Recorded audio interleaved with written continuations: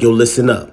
If you haven't seen it already, you might want to go over there to Gilbert Arenas' No Chill interview with Rich Paul. This interview was great for so many reasons.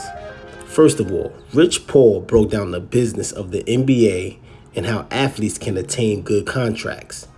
He got into so many different things in so many different pockets. And I'm very impressed by Rich Paul, the way he carried himself, his confidence, especially think about it, him being a black man in a predominantly white organization. Let's just keep it real.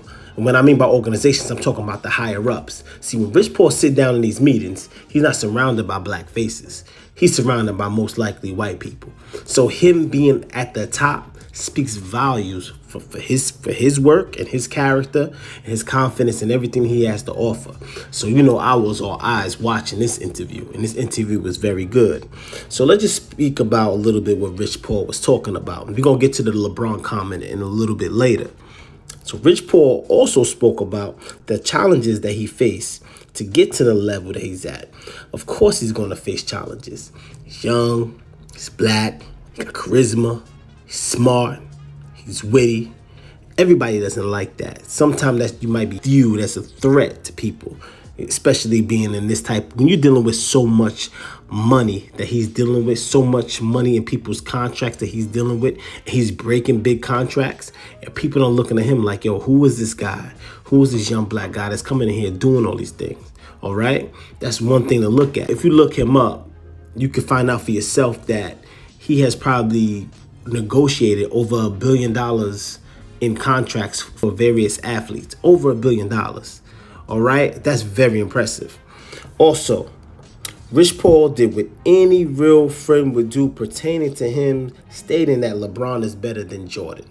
Now, there's a particular sequence in this interview where Rich Paul speaks about LeBron having, challenges, being criticized, and is still playing at a high level. And he's basically saying, with all of that being a fact, that kind of catapults him over Jordan.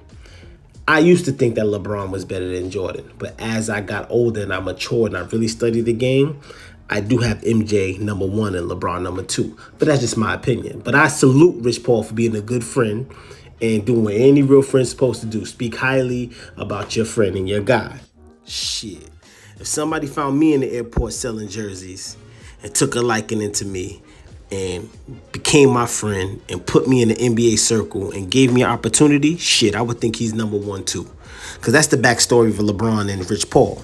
Rich Paul went to a Roman Catholic high school. After high school, he began selling throwback jerseys. He was selling them out the trunk of his cars. Also, he's selling them at the airport. He bumped into LeBron at the airport and sold LeBron 2 jerseys. LeBron took a liking into him, exchanged numbers with him. They kept in contact. LeBron later on brought him inside the circle, provided him opportunity, and the rest is history. All right? So everybody can learn a lot from Rich Paul's story. Sometimes it's not where you start, it's how you finish. Sometimes in life, all you need is opportunity. But what is up to you, what you do with the opportunity. See, LeBron didn't just give him a handout and just say, here's money. LeBron gave this young man opportunity, and look where he's at today. And that in itself is inspirational and a great story for everybody to pay attention to. He's the founder of Clutch Sports. Salute to Rich Paul, and major salute to Gilbert Arenas and No Chill. Subscribe to the channel. Smash that like button.